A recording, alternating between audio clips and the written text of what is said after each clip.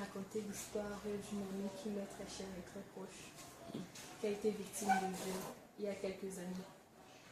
Voilà, elle était âgée de 17 ans à l'époque et elle flirtait avec son tout premier garçon, tout premier petit ami.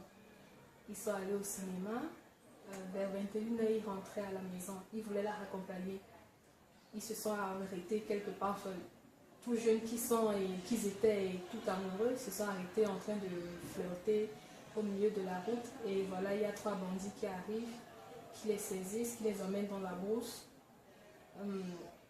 Ils poignardent le garçon, le petit ami de mon ami, 12 fois. Et elle, il a vu la tour de rôle.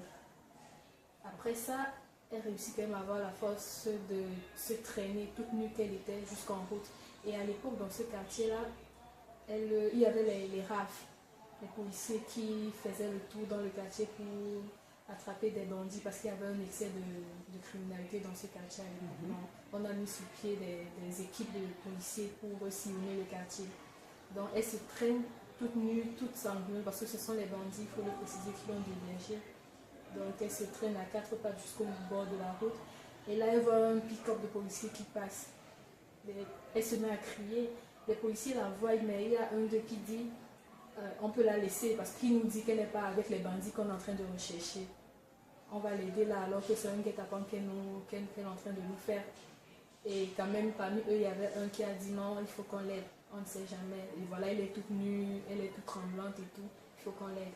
On l'a donc ramassée. Et avant de s'évanouir, parce qu'elle s'est évanouie après ça, elle a pu indiquer où se trouvait son ami, qu'elle-même croyait même déjà mort. Donc on les a mis dans le pick-up, on les a emmenés à l'hôpital.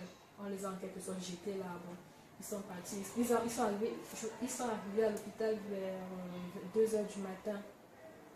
Et toute l'équipe médicale dormait. Arrivé à l'hôpital, les infirmières, pour qu'elles se lèvent déjà, c'était une très grande peine parce qu'on les a réveillées de leur sommeil. Et elles arrivent, elles poussent le garçon avec le pied parce qu'on l'a étalé là dans la cour de l'hôpital. Elles le poussaient, ils disent ah, il est même déjà mort. Pourtant, il respirait encore et jusqu'à nos jours, il vit. Dans la fille, ils sont là, ils attendent qu'on prenne soin d'eux. Il a fallu qu'elle fasse une crise d'hystérie. Elle était toujours toute nue. Elle s'est mise à courir dans tout l'hôpital en criant pour qu'on les aide. C'est là qu'il y a un médecin qui est sorti et une des infirmières dit voilà, occupons-nous d'abord de celui qui est en train de mourir. Là, elle n'a rien, elle peut attendre. Et cette phase-là, jusqu'aujourd'hui, elle a choqué. Elle est en train de choquer mon amie, quoi. Parce que l'infirmière n'était pas dans son corps pour ressentir ce qu'elle pouvait ressentir. Et dit qu'elle n'a rien alors qu'elle a subi un si grand traumatisme, c'était un peu trop pour elle. Donc finalement, on a pu sauver son ami qui vit encore jusqu'aujourd'hui. Et elle, le sang lui a fait des soins. Mais quand sa famille est arrivée, vraiment, c'était pas facile parce que on lui a dit, on a rejeté la faute sur elle, quoi. C'est toi qui as cherché ses parents, c'est toi qui as cherché, tu n'avais quand même pas sorti, ouais, c'est comme ça, vous les jeunes d'aujourd'hui. Donc, plusieurs fois, elle a voulu se suicider après ça parce qu'elle n'avait pas de soutien de qui que ce soit. Mais finalement, elle a pu s'en sortir.